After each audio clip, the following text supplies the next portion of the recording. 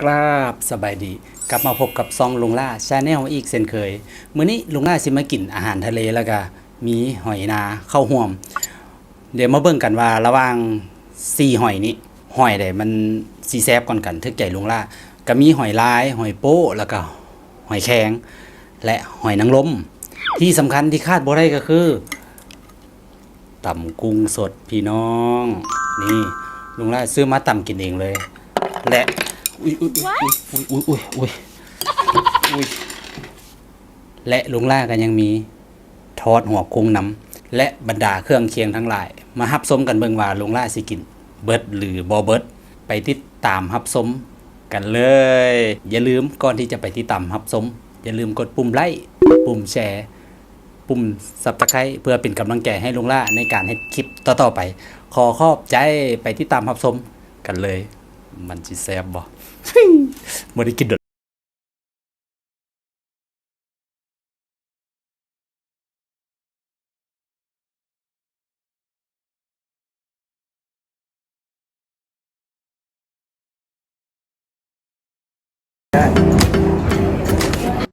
เดี๋ยวลุงล่ามาประเดิมโดยการกิน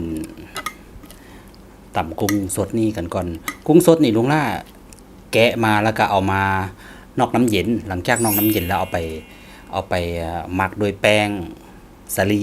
หลังจากหมักโดยแป้งสาลีแล้วก็เอามาล้างอีกเทื่อนึงเพื่ออย่างเคล็ดลับของมันตามที่ลุงล่าศึกษามาก็คือเพื่อให้กุ้งนี่เด้งดีเวลากุ้งเด้งดีคือเฮากินกุ้งสดๆที่เอามาจากทะเลพุ่นนะเดี๋ยว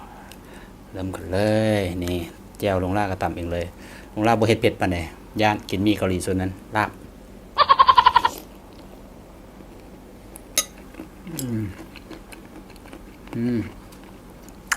แซ่บๆกุ้งนี่รู้สึกว่าเด้งดี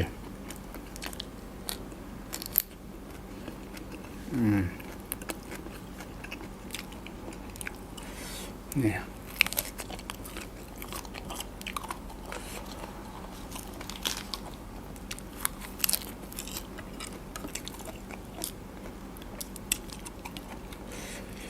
นี่พี่น้อง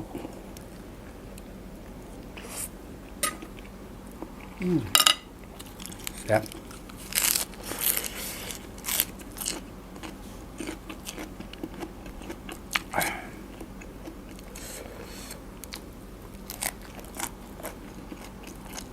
เดี๋ยวต่อไปลุงรับประเดิมด้วยนี่หลายพี่น้อง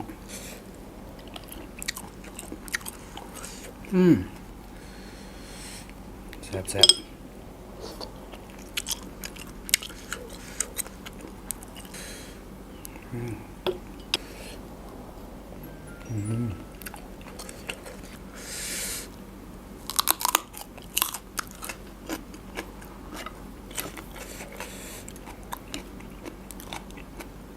สองตัวเลยพี่น้อง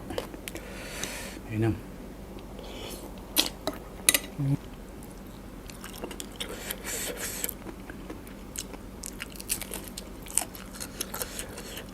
มาละ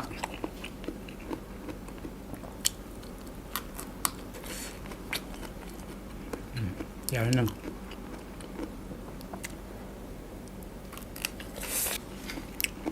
น้ำแตก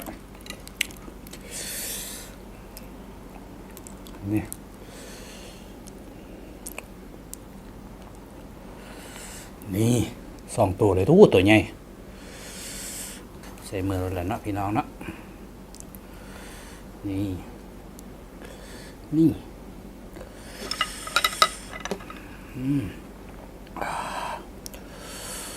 เผ็ด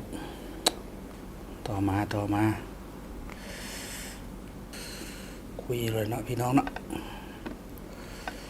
นี่โอ้มะนาวอีกมะนาวนี่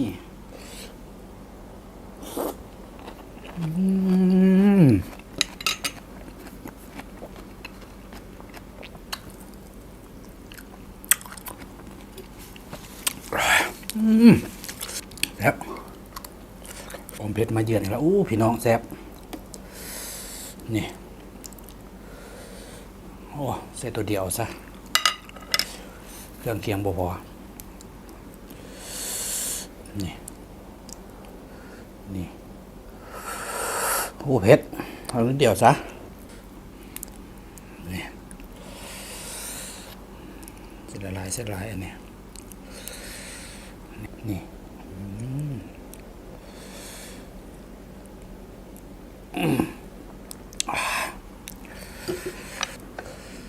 ฮึบนี่พี่น้อง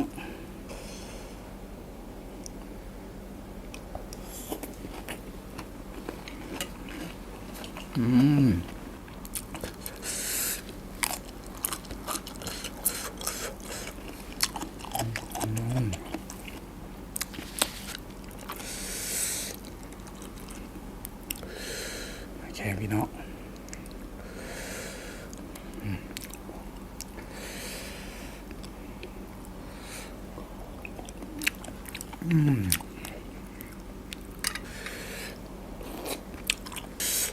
หอยนาลองหอยนาบ้างอู้พี่น้องแซ่บ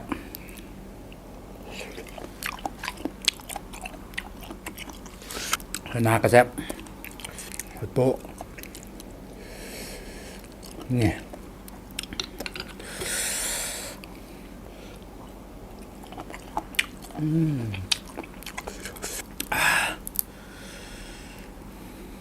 ลายพี่น้องนี่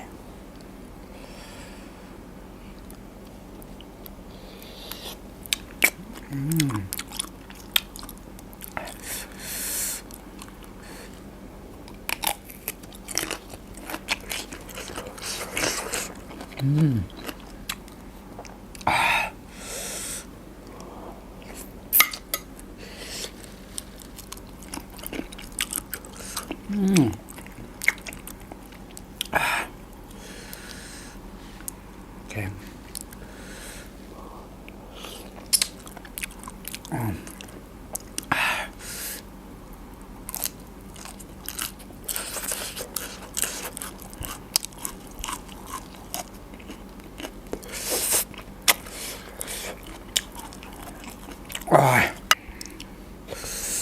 ให้น้องลมต่อพี่น้องให้น้องลมต่อมาเป็ดเส้นหน่อยเดียวซะบ่ไหวนี่พี่น้อง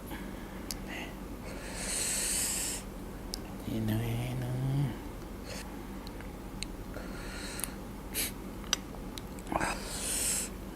พี่น้องมะนาวเปียงนึ่งแล้วตัดด้วยพริกเผาอนุญาตเด้อ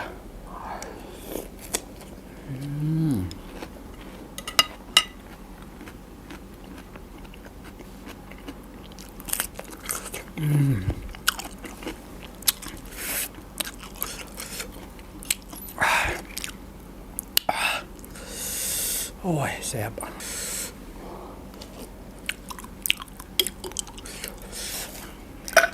กินน้ำก้อน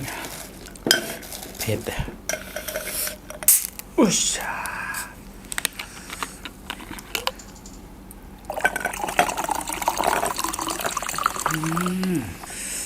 มันกระสุดเท่านั้นแล้วพี่น้องเลย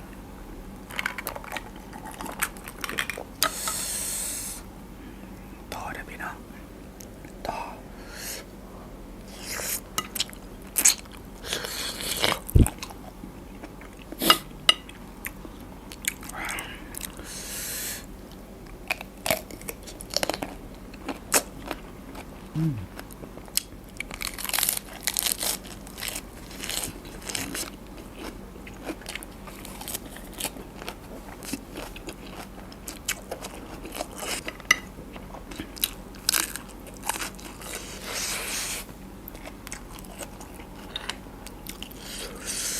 ตามด้วยหอยนา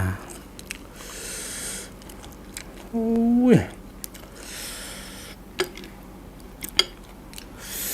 ตัวพวกใหญ่พี่น้องเลย หวดเลยหวด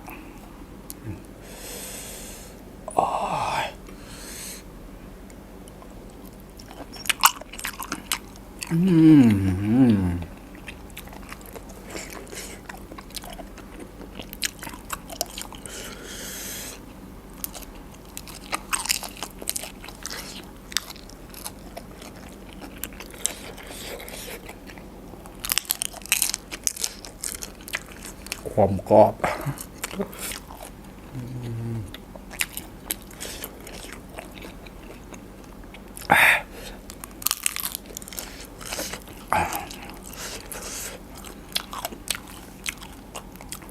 หอยลาย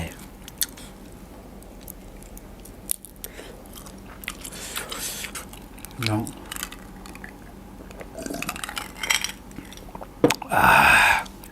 หอยแข็ง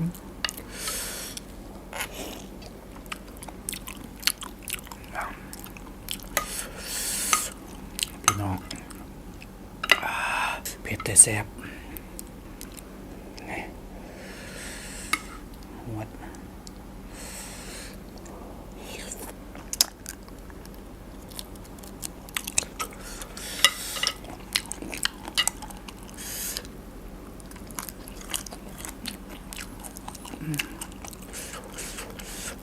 ว้าแซ่บจุก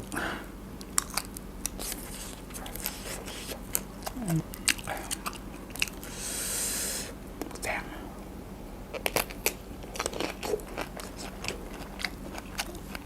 ทรงผมตก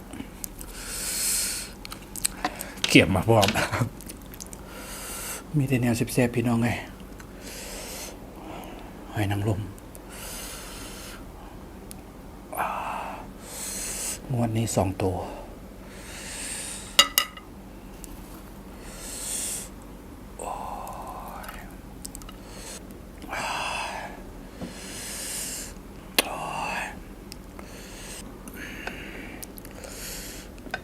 คุยกันมาเลยบักนาวโอ้ยพี่น้องไงเปลี่ยนหนึ่งเลย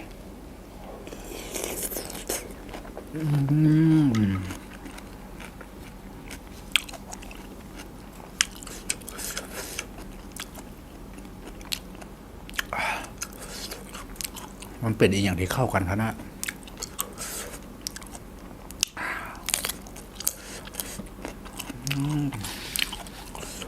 หอยแข็งต่อพี่น้องสดๆใหม่ๆ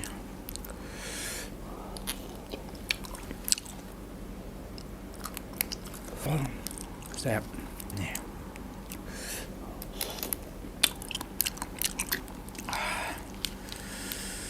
พี่น้องสลัด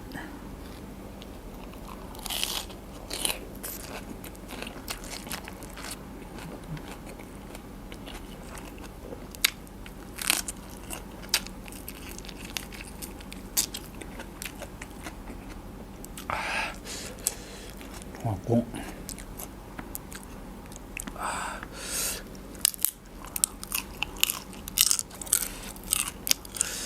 กรอบซะเหลือเกิน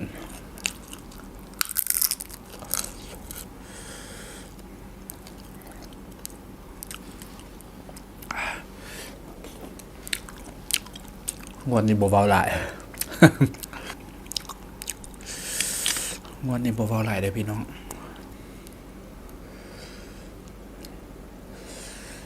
หอยลาย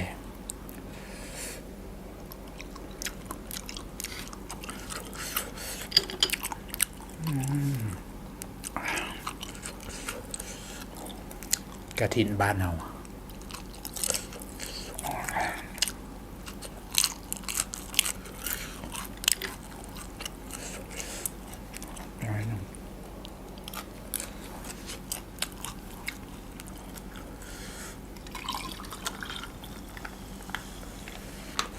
น้ำแดง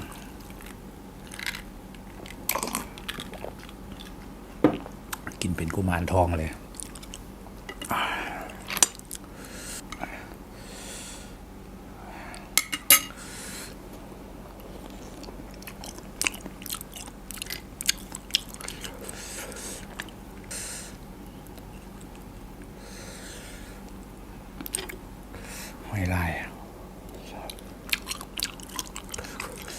แซ่บนี่แซ่บหัวไตขวยลม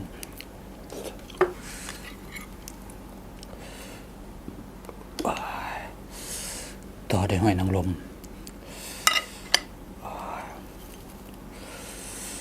มื้อนี้กินหอยลุงล่าพากินหอยหลายชนิดมักเผ็ดหน่อยหนึ่งหลายอันหมูสิใส่อีกอย่างพี่น้องนี่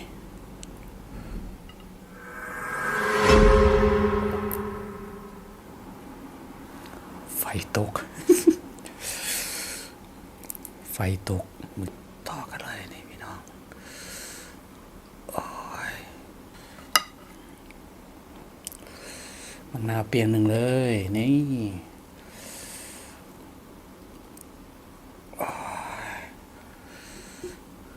อนุญาตอะ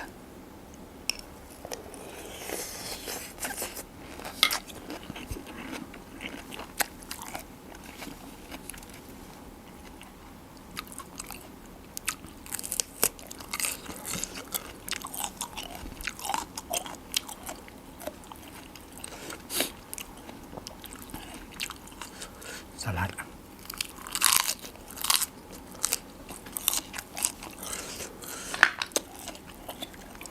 พี่น้องเชอะโอ้ยคันไปเบิ่งตอนดึกขอโทษขออภัย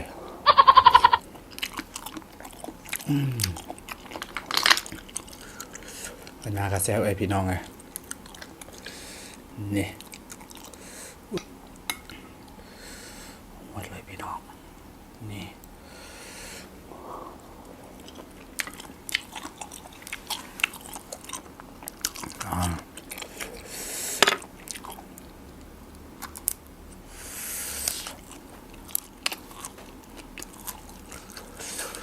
สลัด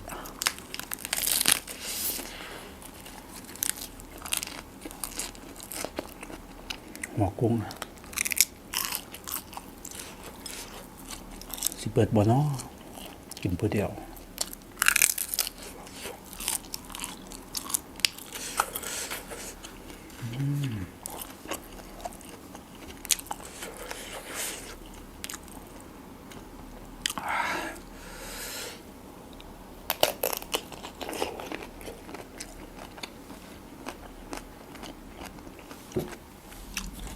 มาต่อด้วยแข่งพี่น้อง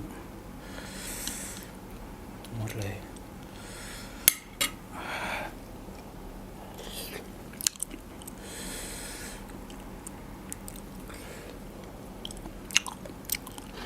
เดี๋ยวพี่น้องสิยากนำบ่เนี่ย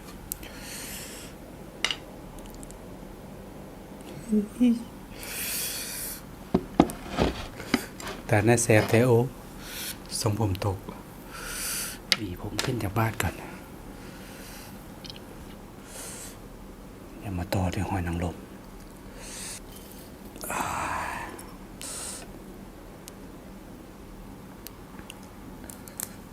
ผักนิดกระเทียมหน่อย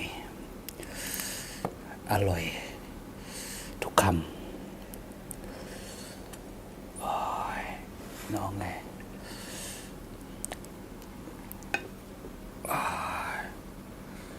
นี่หนาวพี่น้องหนาวอนุญาต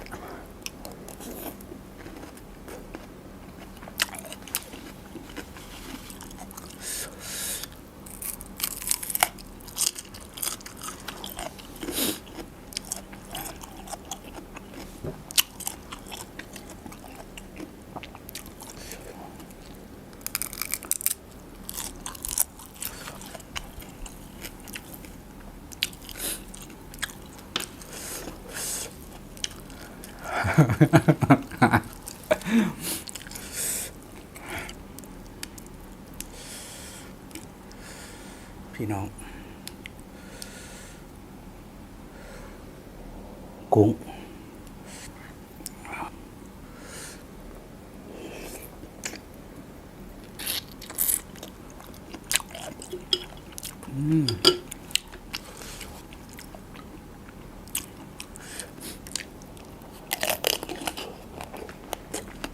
อืม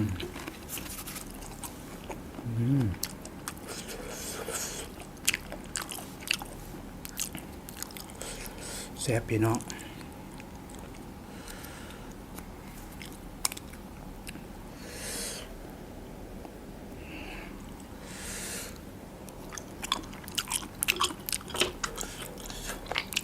หอยนา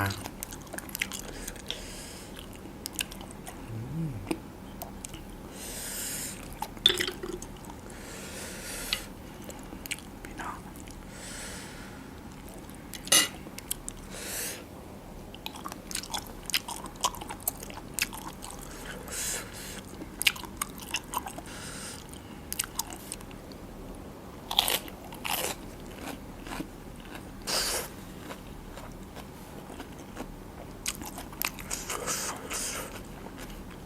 กินตามมุงดนบ่ลงฮอดครึ่ง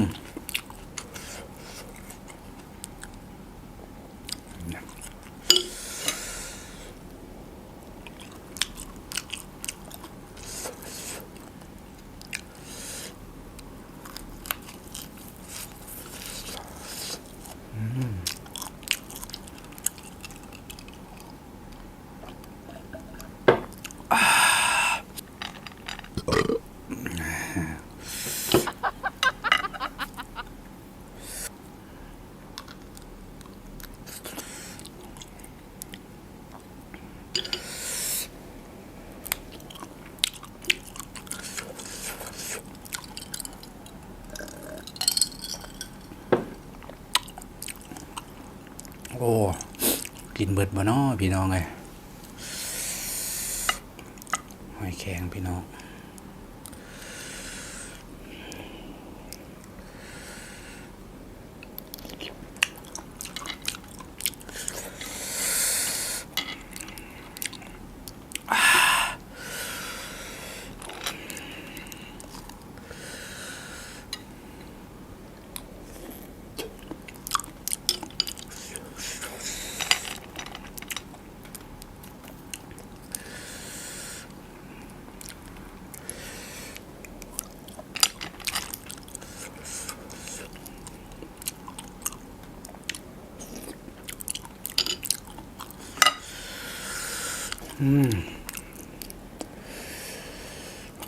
มะเขือ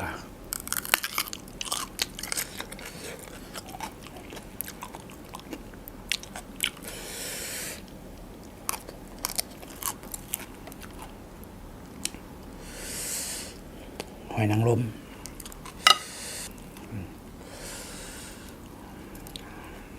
กระเทียมหอมนิดกระเทียมหน่อยใส่ลงไป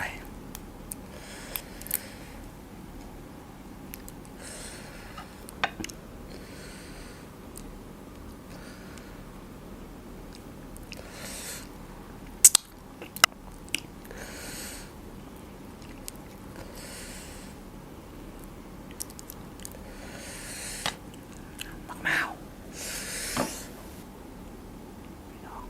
เอาก่อนเด้อ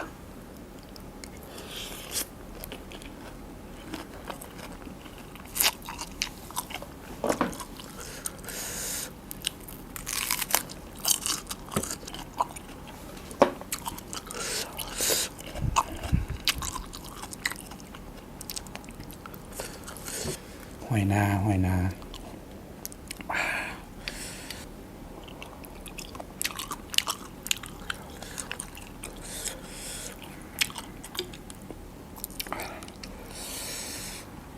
พี่น้อง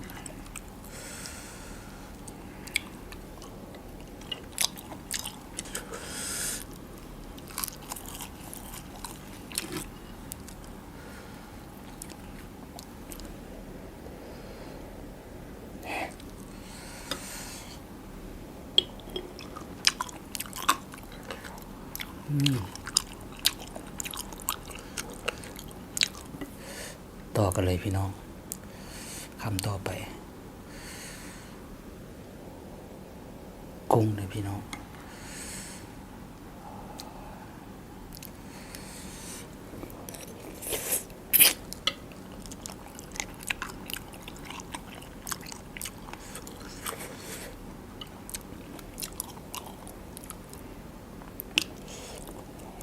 นางรมพี่น้องกระเทียมหอมเจียว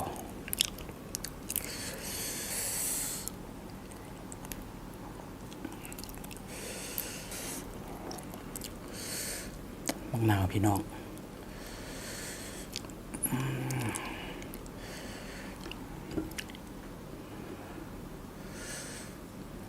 พี่น้อง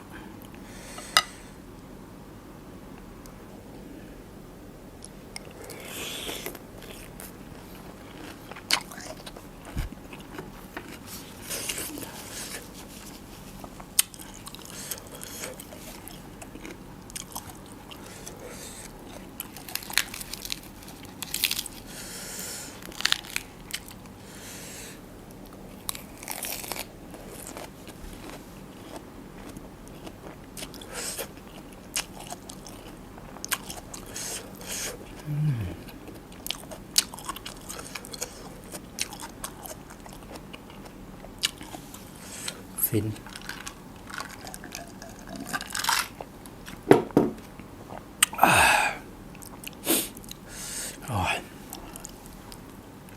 ต่อด้วยหอยนาพี่น้องนะ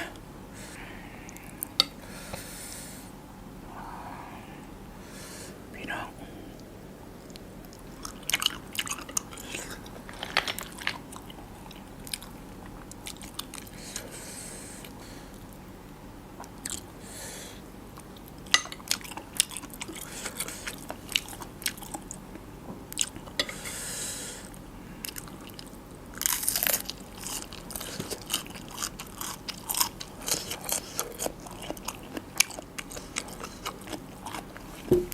ต่อด้วยหอยลายเด้อพี่น้อง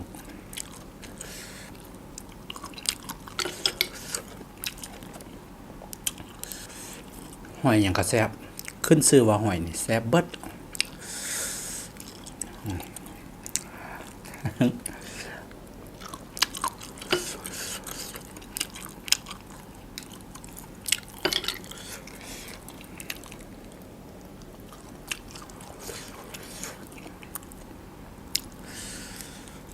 หอยแครงพี่น้อง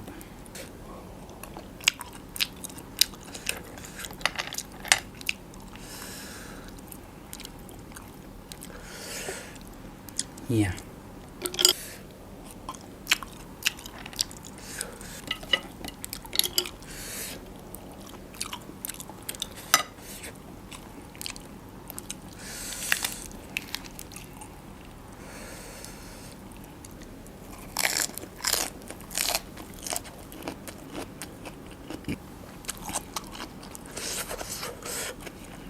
โอ้ยแซ่บ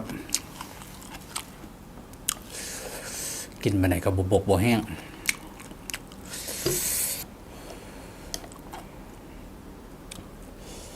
หอยนางรมพี่น้อง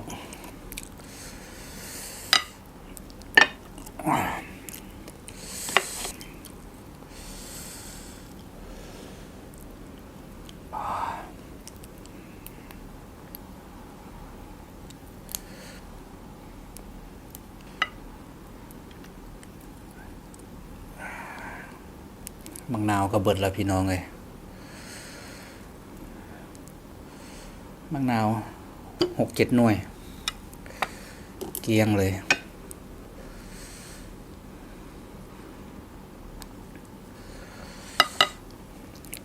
พี่น้อง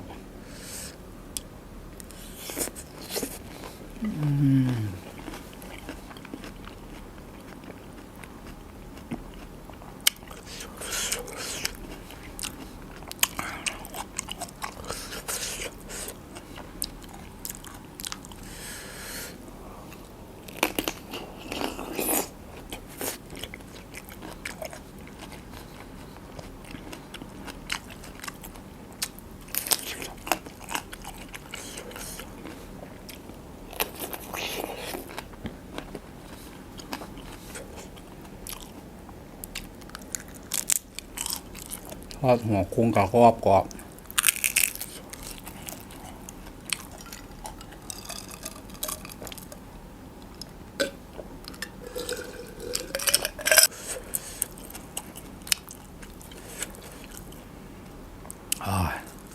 อิ่มนะพี่น้องเลยกินบ่เบิด